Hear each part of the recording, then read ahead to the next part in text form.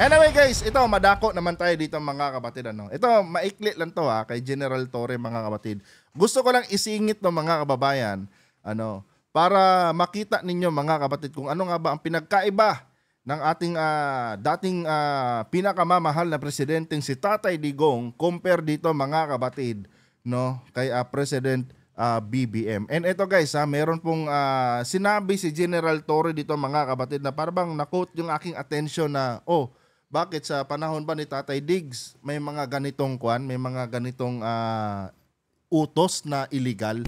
Kasi mga kababayan, meron kasing in-emphasize dito mga kapatid si General Torre na maging kayo siguro mga kababayan mapapatanong din kung paano nga ba yung leadership ni former President Duterte mga kapatid noong panahon na siya pa ang namumuno sa atin bilang presidente. Pero bago ang lahat mga kapatid, huwag niyo po sanang kalimutang i-like ang ating video para i-share pa na YouTube sa iba pang hindi pa nakakapanood. Eto guys, panoorin natin to. Never at any point of my career I felt more comfortable in following orders than in this administration.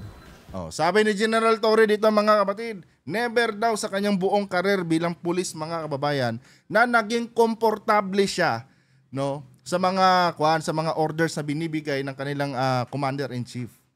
This time lang mga kapatid under President Marcos administration. Alamin natin kung bakit. Because I'm very sure everything that the president has ordered me, all the orders that I received from the president and all his mga katuwang sa pagsiservisyo sa gobyerno ito, all those orders are legal. Mga kapatid, sabi ni General Torre dito mga kababayan, lahat daw ng inutos ng presidente sa kanila, kasama na ang mga katuwang sa gobyerno ni PBBM mga kapatid, lahat ng orders na yun legal. Ano ang ibig sabihin nito mga kababayan? Diba? Ano ang ibig sabihin nito mga kapatid? Dahil sabi ni General Torre kanina mga kababayan, first time daw sa kanyang buong karera sa PNP mga kapatid, na may ganitong leader na kung saan mga kababayan, legit ang mga inuutos at naging komportable siya. Ibig sabihin ba nito mga kapatid, noong nakaraang administrasyon, merong mga utos talaga mga kababayan na hindi legal? Para masabi ito ni General Torre ngayon mga kapatid. Di ba? Kasi mga kababayan, si General Torre na mismo, PNP chief natin ngayon ang nagsabi mga kapatid, the first time in the history, na naging komportable siya ngayon mga kababayan, sa PNP. Dahil lahat ng utos legal. Ang ibig bang sabihin nito mga kababayan? Noong nakaraang administrasyon ba, marami bang illegal na pinapagawa ang ating dating presidente mga kapatid sa ating mga kapulisan? Parang ganun kasi mga kababayan, itong kanyang sinasabi dito.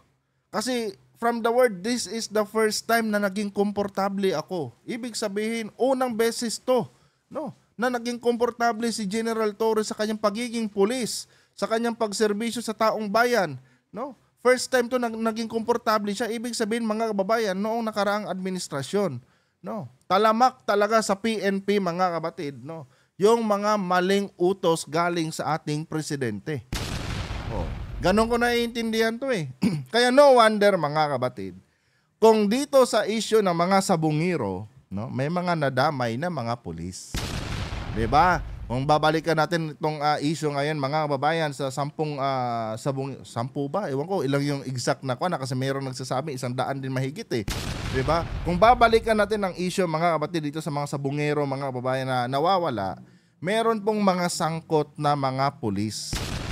Diba? Ang ibig sabihin niyan mga kababayan, noong nakarang administrasyon mga kapatid, ang mga pulis talaga ay ginagawa lang attack dog ng administrasyon.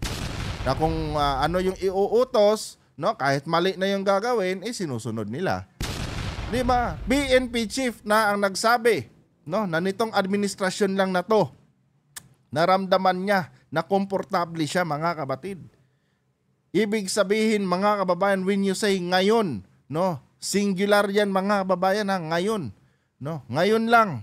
No, hindi niya sinabing noong nakarang administrasyon ni Kwan at ngayon ang administrasyon na ito, naging komportable ako. Ang sinabi ni General Torre, mga kapatid, ngayon lang sa administrasyon na ito, naging komportable ako at lehitimo, no, yung mga orders na pinapagawa sa kanya.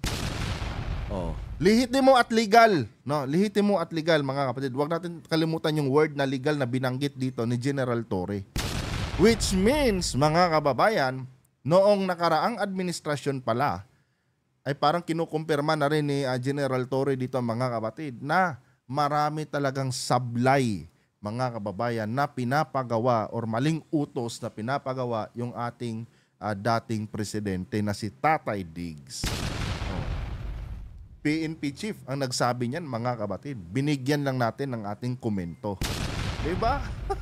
Tuloy. All those orders are moral, and all those in all those orders, I firmly believe na dapat gawin sapagkat ito ang tama at ito ang nakabubuti sa mas nakararami.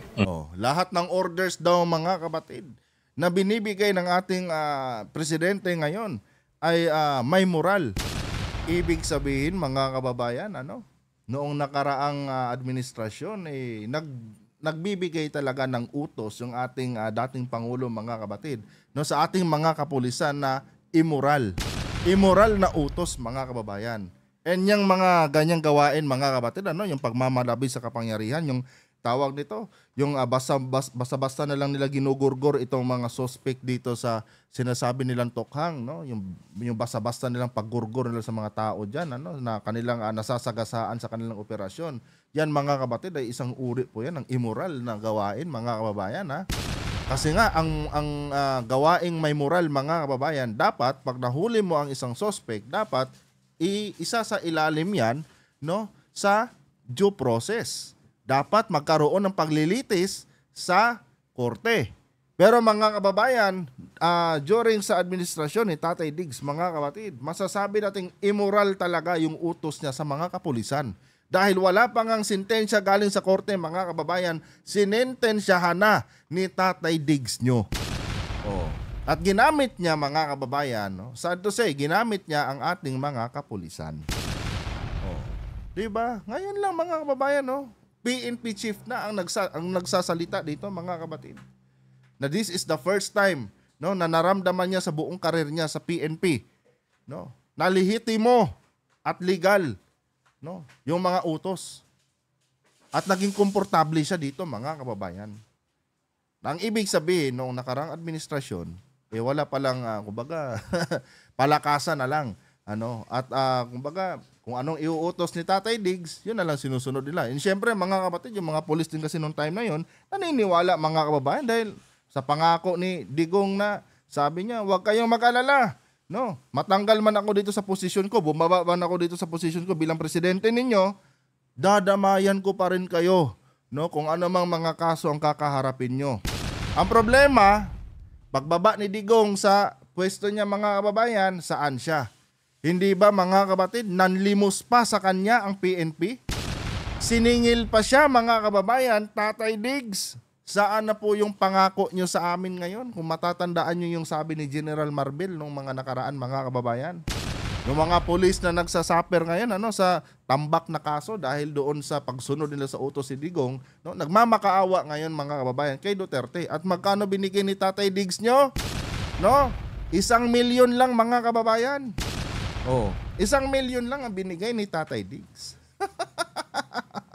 Biruin ngayon, tuloy.